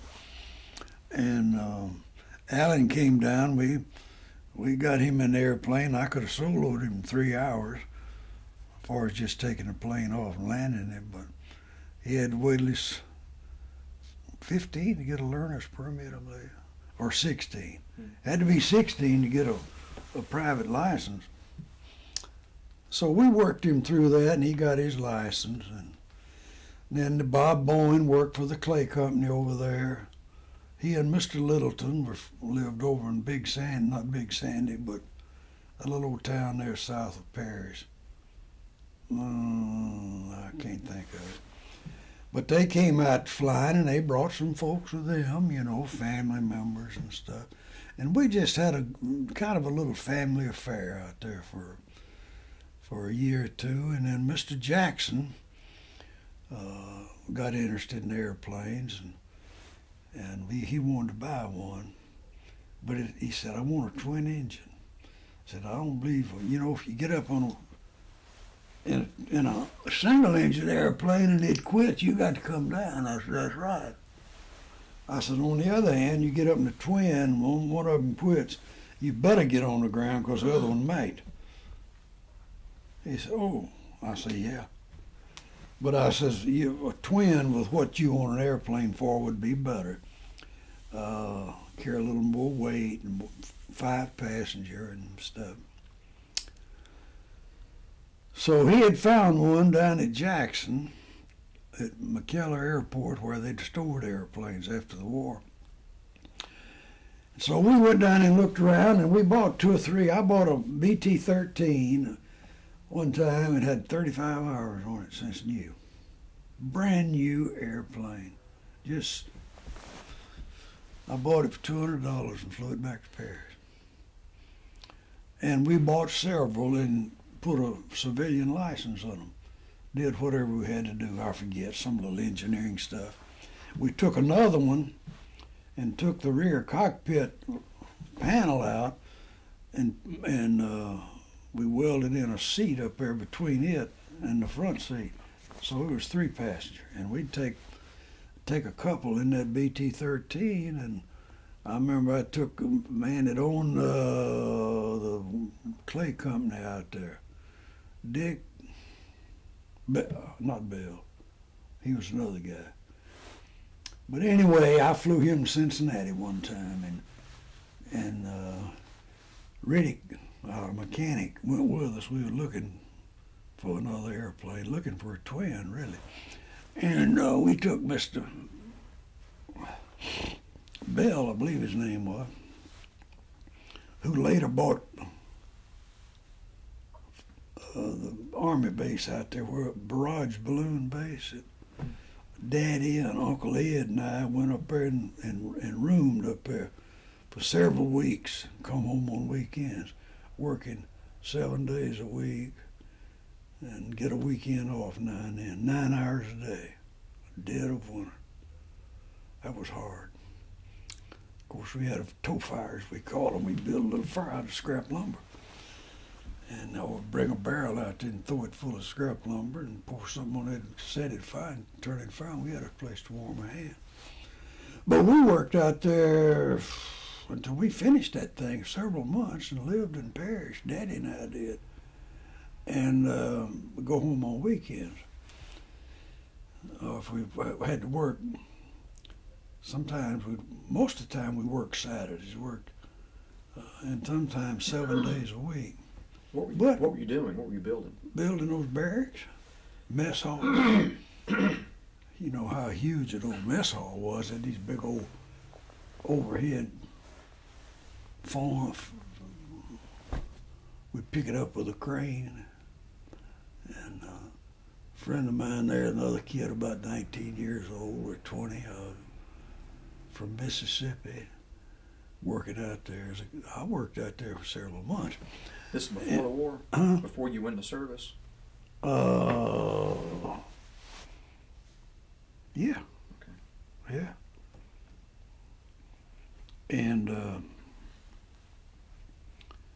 And we made $1.25 an hour at time and a half, all over 8 hours a day. So we worked 9 hours a day, and several weeks there we worked straight through, 7 days a week. And was drawing a pretty good paycheck, you know. Everything over 40 hours is time and a half, which is $1.87. I think we were working for $1.25 an hour then. And so Daddy worked there, and we got a little money. We did some things on the farm, and I bought Ralph. Daddy had remodeled a house in 1945 and put in a bedroom on each end of the living room. Knocked a partition out between the two rooms, which had been the living room and a bedroom. He knocked that partition out and went on outside that bedroom and built a bedroom and took that all in the living room and had a big old coal burning brown porcelain stove in there to heat. So we had ample room. We had 4 bedrooms and put in a full bath. And I got so tickled at him. He said, "You know, I can just take a crap in my own house now, can't I?" I said, "Sure can." And they were so proud of it. Mother was proud. They put in a septic tank. We already had electricity and a pump. We got it in '33. So they were very comfortable, and Howard Graves, my cousin down the road, Uncle Tal's oldest son, he came. He was a carpenter. He did beautiful woodwork. He made furniture, stuff. And Dad contracted him to help him redo his house. And I got home in '45. Shoot, Ella and I had a bedroom over here, and had a guest bedroom over there, and Mother and Daddy's bedroom back here in the bath, and then another bedroom over here, and then the kitchen. He enlarged it and closed that. I believe he didn't close that porch back there. And I know he enclosed the porch where Bill and I slept, because it was all screened. He enclosed all of that. Put windows in it, you know. He just had a big house, a nice house. Well, you saw it. You know what it was. And so we lived there for a while. And then when we went to Paris, why, we couldn't find an apartment, just none to be had. And we had been into the Laster Lumber Company to get some stuff. You know, Bill and Novella, you met them. And Alan, their son, and they lived in the old clubhouse. And that's where we were out doing something, and Novella called us. And we'd been by to see her and ask if she knew about any apartments, and she didn't. But after we left, she and Bill, Laster, got to thinking about it, I guess, and they found her somewhere and called. Say, you kids go on out there at the house and take that front bedroom and just stay with us till you can find a place. Oh, I couldn't thank her enough. And we went out there, and then it got to where Alan had come in and said, Mama's cooking steaks, broiling steaks. Would y'all come eat with us? Oh, man. Oh, Alan, we don't want to do that. We don't want to cause her trouble. He grabbed me by the arm. He was 10 years old. No, he's 14. He was 10 years younger than me. I was 24. Come on now, y'all, let's eat. Now, I won't take no for an answer. And go in there, and old Bill would be chuckling, Novella just a cooking. We'd sit down and eat a meal. Ooh, we wouldn't let us pay her a dime. We stayed out there till we found an apartment. And we had that little old red Model 8 Ford with a V8 engine in it Ralph had bought over in Union City. And we had a 41 Dodge four-door sedan that I had traded my Dodge Coupe for that I had in the service in Smyrna. And so I had that, and so Ralph would say, you know, how about y'all taking the convertible back with y'all when we went back on that Sunday night or whatever before we moved up there, and leave a Dodge with us because I got a couple of things I need to do and I need a car. I said, sure. So we just left him our car, and we'd already made our partnership deal, and it was in the kitty anyway. We pooled everything and just added it all up, and that was our share of the business, you know. And never had anything on paper, just an agreement. And so Alan had come and get us. Y'all come on eat. We can go eating with them. And then we bought a house in Paris, and we bought a couple more airplanes. We wound up with about 14 or 15 airplanes, various and sundry shapes and sizes and horsepower. And we were flying them all. Had a Myers, it was the sweetest flying little biplane. Had these old soft, knuckle-jointed knee landing gear on it. Landed just settling like a bird. I think it's 145 horsepower. And we had a Stearman, then we bought another Stearman, got us extra engine with it. So we sold one of the Stearmans to Monk Jennings. He came out there one day, and he wanted to buy an airplane. Monk worked for TVA when he was a gambler, poker player. And he came out one day with a paper bag. He's all bleary-eyed and looked tired. Hadn't slept all night, been playing poker, I think, for 2 days and 2 nights, somewhere over there in the state. And he came out there bleary-eyed and said, will y'all do me a favor? And we were there in the office, and I said, yeah. I looked around, yeah, what do you need, Mom? I need you to take care of this sack of stuff here to keep it for me, and I'll let you know when I need it. This paper sack this high, that big, just crammed full of bills all winded up. Several $100s in there. There were several thousand, I forget which, but it was a bunch. I mean, it was 10s and 20s and a bunch of 1s and some more 10s and more 20s and 50s and guys gambling. Old Monk made some money, he won some money, but he wound up being busted and lost his house. And so, but in the meantime, while he was rolling in the dough, he wanted him an airplane. And he'd flown with us in that Stearman. And Ralph took off with him one morning, just a little before daylight. And of course, the exhaust is sitting up there just glowing red in the dark. It's kind of still dark. Monk said, what, are we on fire? Ralph said, no. And as they got daylight, he couldn't see it anymore. But anyway, he thought we were on fire. And he laid the money for the airplane. I forget what we sold it to him for. He went somewhere and had them deliver one to him. He bought, and he went out there and laid the money on the wing of buying that airplane, and the wind just blew it everywhere. That guy that was trying to sell him an airplane, he went scrambling around and found that money. We were standing over there laughing at him. The old monk was a big old square-jawed, ugly rascal, mouth big as that tape recorder, and he just laughed all the time. He was a pleasure to be around and joke. But he flew that Stearman a long time. Then he went up to Alaska, took his younger brother with him. They were off up there for a year or two and came back, and he picked right up. He'd sold his airplane, picked right up where they left off, flying out there with us.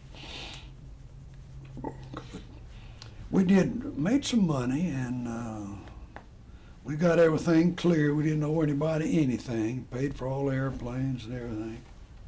Owned the airport. And we wanted to make some improvements. You couldn't make them, though, if the government wouldn't, FAA wouldn't participate with individuals. It had to be like a county or the state or somebody, the city, had to own the property. Then they'd put federal money into it. So we sold the airport to the county for just what we had in it, plus the improvements we'd made. And we kept 2.5 acres down there where Ralph had built a house and lived out there.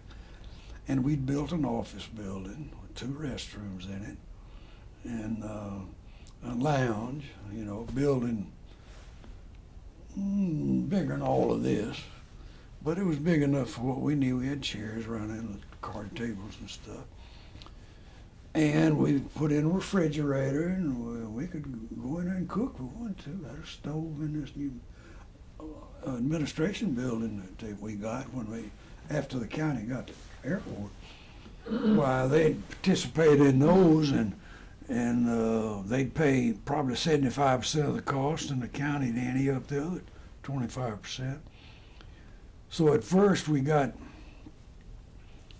I don't remember just how they came and what sequence, but I believe that we had the administration building. It's where it was up there, the brick building up on the other end from where we had our offices down there in the corner.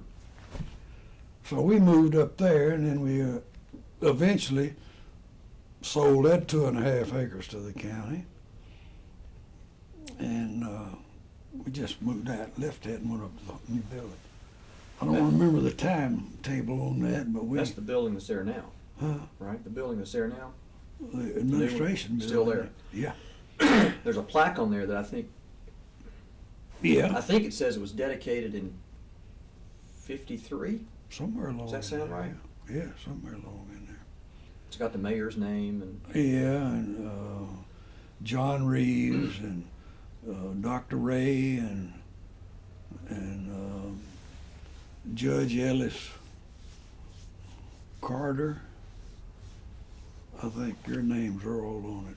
Henry County Airport. It was officially named that, and we were the Graves Flying Service operating off of that airport. And we had picked up a Jeep. We needed something out there to pull to haul airplanes, and we bought a John Deere trailer and built a long bed on it and wide. We'd take up a whole side of our highway with it, but it was as wide as a gear on an airplane, and but within limits. It wasn't illegal. And we just had a couple of boards that we dropped down on the ground. We could push a cub right up in that trailer, tie it down, put the sideboards up, and it's sitting in there, tied down with the brakes locked, and we'd haul them around. We'd have somebody force landed somewhere while they'd call us. I know we went up there close to Clarksville one day. Charlie McMillan, who was an ex-A-20 pilot in the Air Force, and he'd gotten out and he lived in Paris, and so we hired him and he got his instructor's rating. We had hired Russell Riddick as our mechanic. He had gotten his A&E, and they don't call it that anymore, but that's what it was then, aircraft and engine. And he lived in town, and Charlie lived in town with his wife, and so he came out. He worked every day, 5 days a week, and if he worked weekends, he'd be off 2 days during the week, whatever. We had an equitable arrangement, and I was giving Charlie his commercial flight ride one day. No, he was giving Riddick a commercial sequence. Charlie was. And got out the end of the runway. Riddick was sitting in the back seat of this Cub, and Charlie up front. And he told Charlie, "I'm ready." And Charlie didn't say a word. He just waited. I looked back there, and Russell didn't have his seatbelt fastened. And that's always the first thing I did. You know, that's what you do. And finally, he said to Riddick, he says, what you think that seatbelt is, a damn ornament? Buckle your seatbelt. It really got away with old Russell. But he went and he got past his ride, and he got a commercial ticket, but he didn't get an instructor's rating. But you can instruct or ride as a instruction pilot with a commercial, and you can fly for hire with a commercial, as you know. So he got all of that, and we got Charlie's ticket, civilian ticket, and then Lofton Mayo from Milan moved to Paris and got him a house and brought his family, and he worked with us for about 2 years getting his A&E license. He trained under Riddick, and he went and took the writtens and everything, and he passed, and he got his aircraft and engine license. Then he went back to Milan, but he was up there with us for 2 years. And he was funny. Lofton was funny. He was the brother of Blake Mayo, my buddy, and Lofton, and R.L., who had died from the sulfa drug during the war. Mother had to come home early from Savannah when she was down there to see me. She and Evelyn. And that's when Evelyn stayed, and that's when we got married. On December the 30th, 1943, we got married. A week later, we left and went to New York and stayed up there 2 weeks. And we'd send telegrams back and forth. Pack your bag and come on. We don't know when we're going to leave here. And then the rumor would come by, well, we're going to be leaving tomorrow. Unpack your bag. We might leave tomorrow. Well, they never did come, thank goodness. And we got on out of there in about 2 weeks. Flew to West Palm Beach, Florida, and stayed there overnight, and then on down to South America and across. But anyway, back to the airport. We had put in a north-south runway, put some tile down there for drainage. It's kind of a little wet, soggy place down there. It wasn't a slough and it wasn't a swamp, but it was just low, and it stayed wet.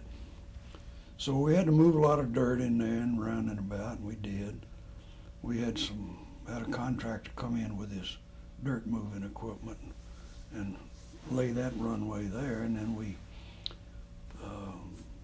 plowed it up. Curtis Boma, who lived right there near the airport, he bought him a little Ford tractor, and he had disc behind it and breakers, and we get him to come up and do some work for us, dirt moving and plowing and stuff. And Mr. Crowder had a big old John Deere that was slow as mud. Put. So I went up and got that from him one day, and we were working on that runway, and we disced it up and harrowed it and everything, sewed it. And then we had a north-south and a southwest-northeast runway down beside the highway. And then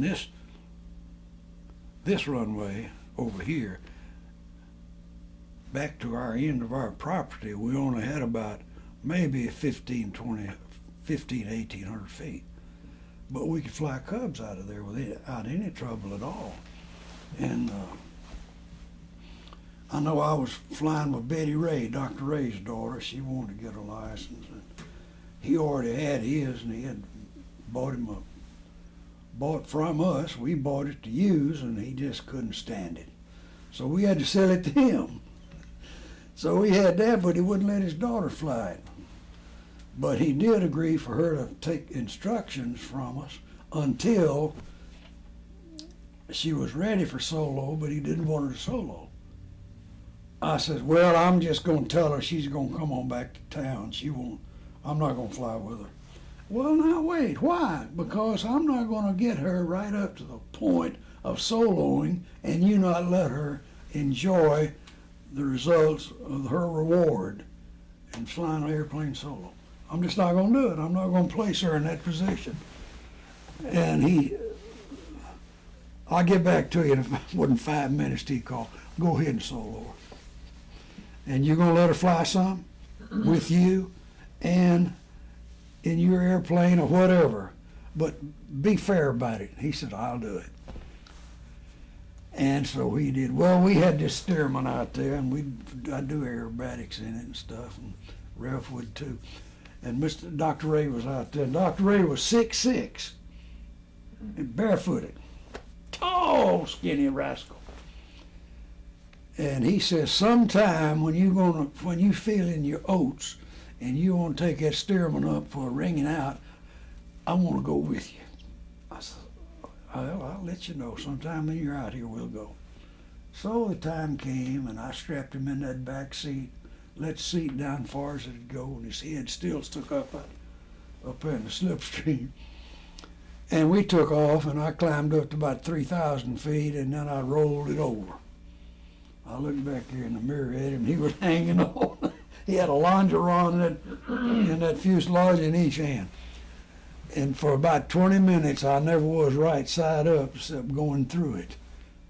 I was slow rolling, snap rolling, looping, and carrying on. And he's just sitting back there and head in that breeze. I'd look up at him in the mirror.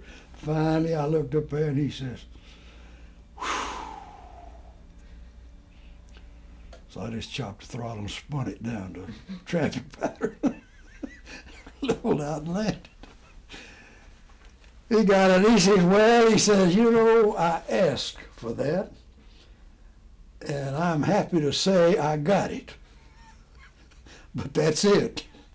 He never did ask to do it again. But he was a lot of fun. Then Dr. Dunlap, who was in the same building with him, operated out of the hospital there, where you were born. He was our doctor, Dr. Ray. He started flying with us, and he sat up there and he wanted to learn to fly that air coupe. He'd sit up there in that air coupe whistling. Wouldn't stop whistling, whatever. Finally, I said, Doctor, will you please stop that whistling and pay attention to what I'm trying to tell you? Oh, yeah. I said, okay. He never whistled again. And I soloed him, and he was so happy. But and Dr. Ray was a pretty good pilot. So was Dr. Dunlap. And George Dinwiddie had a restaurant, he and Maggie, you remember them.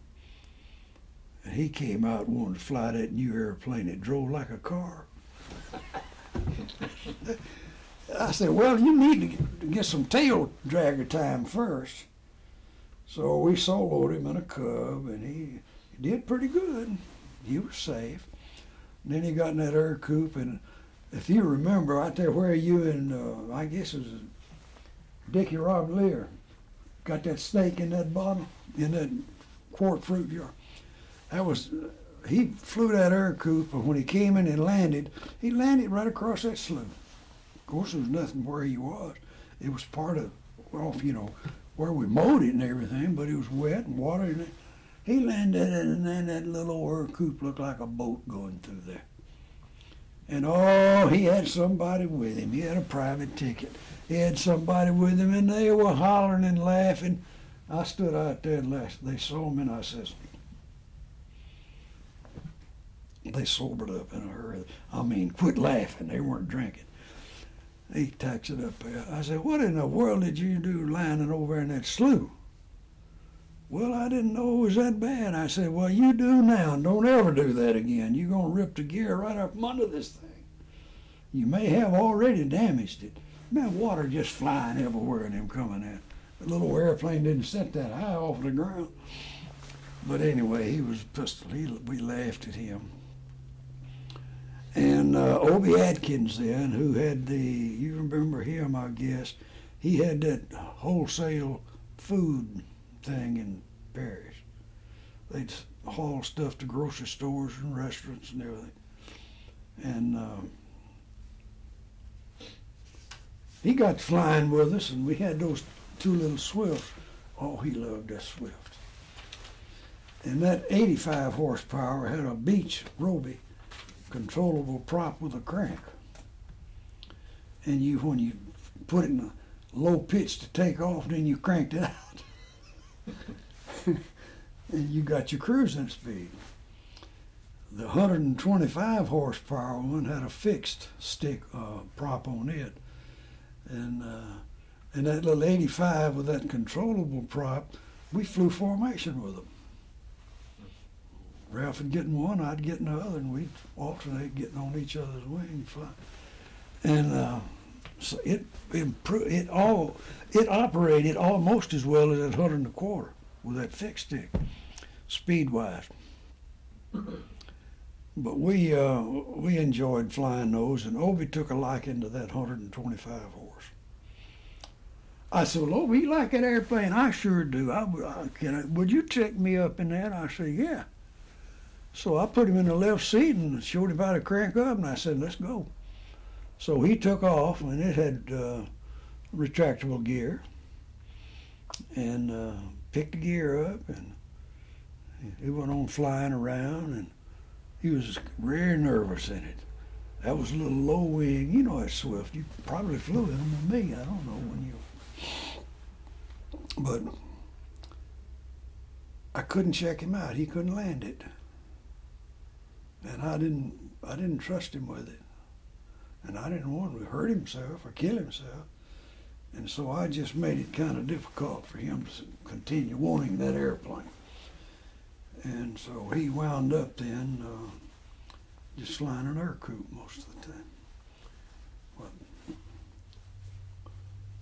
he had that food company warehouse there, kind of like Kroger has their food storage warehouses, store all the canned goods and then transport them into the store. Now, got a question.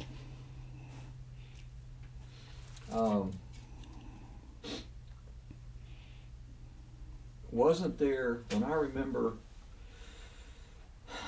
a couple of kids came out there and stole an air coupe? Stole it? Uh-huh. And flew around in it? Where do I remember that? Was that not at Paris? Was that some other airport somewhere? That was somebody else. Boy, I don't recall that happening at Paris. It might have, but I'm blank on that. I don't remember. We had a couple of folks that had come in there while we were gone to lunch or something, and they'd pull up to the tank, fill up the airplane, and take off when nobody there. Huh. Guy did it in the Beach Bonanza one day. He was taking off as I got back. I was coming down the highway, and he was taking. And he'd pumped 25, 30 gallons of fuel in there. But air coupe. I remembered some story because you couldn't stall it. Mm. And they took it off and flew it around and came back and got it back on the ground somewhere. I don't remember when, but it was sometime when we lived there. In Paris. And it happened out at our field? I don't know. I was thinking it did, but maybe not. The other thing is you guys had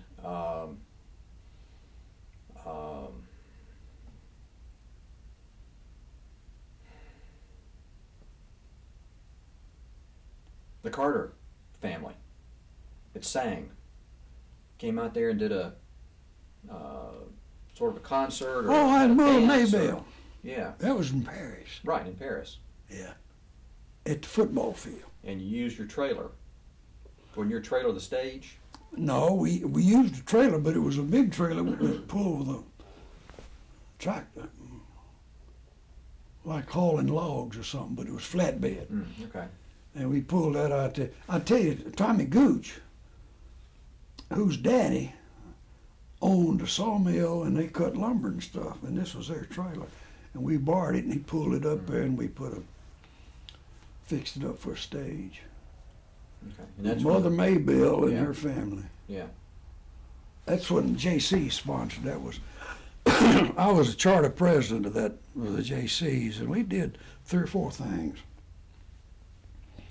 while I was president that got started. And we bought street signs, metal street signs, put them up on the intersections around the square and other places, so folks would know what street they were riding on. We did that in JCs. We built a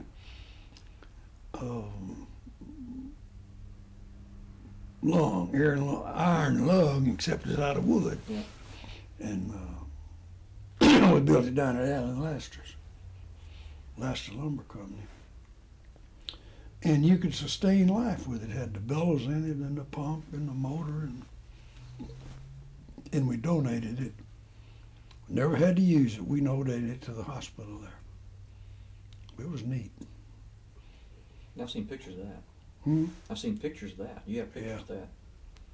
And Howard Slode was living there then, and he was in the JCs, and he'd fly with me places. He didn't have his license in. He wasn't a pilot, but I'd call him up. He lived next door to me. And I remember one time I had to go up to Cambridge, Ohio, and for the company. And I called him up. I said, I got to make a little trip up to Cambridge, Ohio. I'll be back today. Would you like to go? He said, heck yeah.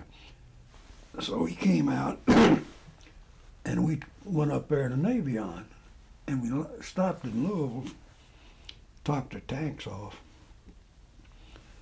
and he checked the oil, put a quart of oil in it, and left the oil cap off. And of course, I didn't go back and double check behind him. He put the oil in it and let the hood down, and we took off. Paid him. And we got up there, and we circled that field, and then we had to follow a railroad track through the mountains up there. Weather was kind of bad up there. And we followed down there. And went into the airport, and it cleared up, and I climbed up some, and we circled the airport a couple of times, and I noticed people out looking at us. We got in there and landed, and oil was running down the side of the airplane, dripping off a tail, where it blowed it out, the oil filler cap off. But we didn't lose enough to cause any trouble. I think I had to put another quart back in it. But we went up there and did that. And I made 2 or 3 trips that I took Howard with me, and we had a good time. But do you remember climbing that tower? No. Where that light was? Mm-mm. The beacon? You were about, I guess, 3 years old, 2 or 4, somewhere right in there. And you'd gone to the airport with me, and you just went and kind of did your thing when you're out there. Sometimes you'd take one of your friends, Dickie Roblier, or what was the doctor's son's name? Ted Newman. Ted Newman's son. You're all the same age. And you'd take him out with you. I don't know who you had with you when you got that snake in that jar. That was Dickie Ruffler. That was Dickie Roblier, yeah. And we took him with us when we went to Yellowstone. Okay. And I went out one day and didn't see you around. I generally just kind of keep an eye on you. Of course, a little boy out there on an airport, you knew to stay off the runways. You knew to stay off the ramp when there's airplanes moving.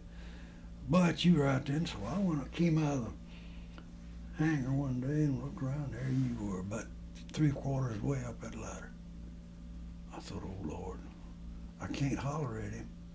He might get excited and turn loose, and I got to get over and get under him. So I just didn't say a word, just went over and started climbing the ladder.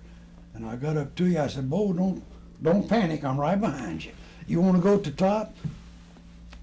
You'd started to the top, and you said, yes, sir. I said, well, keep going. I'm right behind you. We'll just both go up there. I hadn't been up there either. So we went up to the top, and we looked around and came back down. Then you came in with a fruit jar, quart fruit jar, with had your hand over the top, and it was full of muddy water. What you got in there, Bo? Little snake's head about that big. Come on. You slapped your hand back on. Oh, you put it back in the bottle. I don't know what y'all did with it. I don't remember either. I don't either. No, Curtis Vollmer said there was a bad snake down there hung around that drainage pipe that went across that runway. We got that snake down at the far end of the runway, Mm-hmm. where the old hangars were. Mm-hmm. There's a road, dirt road, ran behind those hangars. Yeah. And on the side of that road, on the side of the ditch next to that road, there was an old piece of plexiglass laying there from some airplane sometime. And we flipped that plexiglass over, and that snake was under it, staying Oh, it warm. was about that long. Mm-hmm. So You I don't know just where we got caught the him. fruit jar. We just got him in the fruit jar, and I don't know what we did with him. I don't remember. I told him, I said, well, y'all take that snake back out there, turn him loose. I think that's what you Maybe did. we did, but Yeah. we were at the far end of the runway, way Yeah. down at the other end. Y'all were gone a long time. I knew you were out there somewhere, Yeah, but we I didn't were. worry about you. I knew you wouldn't get on the runway, and We were probably, what, 9 or 10? we're not over that. Yeah. I remember playing, you had 2 or 3 old airplanes Sitting down that dirt road down there. sitting, well, this is up on the other end, I thought, as I remembered it, up on the other end where the administration building and the hangars Mm-hmm. are. Down, if you go from the administration building to the hangars and then down beyond that, Mm-hmm. you had 2 or 3 old derelict hulks sitting down Yeah. there. One was a twin, I think. Yeah, we had I- to scrap. I remember crawling up in those things and playing. I mean, I'd make a lot of racket, make sure all the snakes and the spiders were gone, but I remember crawling up in those things and playing in those. Yeah. Well, you Kids all know, growing up around them, they were just Hulk airplanes. yeah. That was that T-50, I guess, the first one we got. That Mr. Jackson went down to Jackson and bought it and came back and says, Preacher, I think I bought an airplane. I said, you did? What'd you buy, Mr. Jackson? Well, it's got 2 engines. Really? When can you go get it? And he'd already paid the man. Bought that old airplane for $5,000. I believe it was. So I got Riddick in the airplane. We flew down there and shoot. That old piece of airplane is sitting out there. It's pretty clean, sitting out in the open, tied down. We untied it and had gas in it, so I cranked it up and taxied on up there and checked it out good and checked the oil and everything. And I took off, and Riddick took off behind me. We flew it back to Paris. And we had to paint it and put a stripe down the side and jazz it up a little inside, put a new interior in it. No, that wasn't the one. We didn't do that over there. That was the one that had the wood spar that was rotten. And we checked it out good, and it had one spot right down under the cockpit, and that wood spar went through there that stood about that high, I guess, and about that thick. Laminated plywood stuff, and that was a spar. And if you could stick a little old penknife as much as an eighth of an inch or was it a quarter of an inch in it. Well, they'd ground it. Well, we flew it around there, and we checked it, and I flew over to Union City, flew down to Memphis one day, took the Jackson family, Mr. and Ms. Jackson and Jeannie, down there. We flew to Memphis on a Sunday morning, had breakfast. Tron came back. He loved to get in that airplane and go. And we came back by Union City where they were having an air show. Little get together. And I flew in there and landed. We got out and walked up there. Who was up there with Paul Carricker, the maintenance man for FAA out of the Memphis office. And he'd been up there and hung a red ticket in that airplane. And I don't remember if I didn't see it or what, but we had flown it to Memphis because he stuck that penknife up in that spar. And he got me off to the side and he said, "Preacher, you know I red flagged that airplane." I said, "Yeah, I noticed." But I said, "Paul, that airplane's safe. That spar's not damaged that bad." "Yeah, but it doesn't meet the criteria." I says, "Okay." I said, "I'm gonna fly it on back to Paris, and we'll see what we can do about getting another one." He okayed it, and I went. And he finally we had to ground it. Or I believe I flew it to St. Louis, and a guy up there, he said, "I'll patch that spar for you for $250 and give you certified." And so we did. I flew it up there, and we left it, and Ralph picked me up. And they kept it about a week, called me and said it was ready. And we flew back to St. Louis and got it. And brought it back to Paris, and we kept flying it. Then, I don't know why, we finally had to ground it, but and that's the one that you played in down there. And then Riddick and I went to Nashville or somewhere up there and bought one. I took we flew a BT-13 up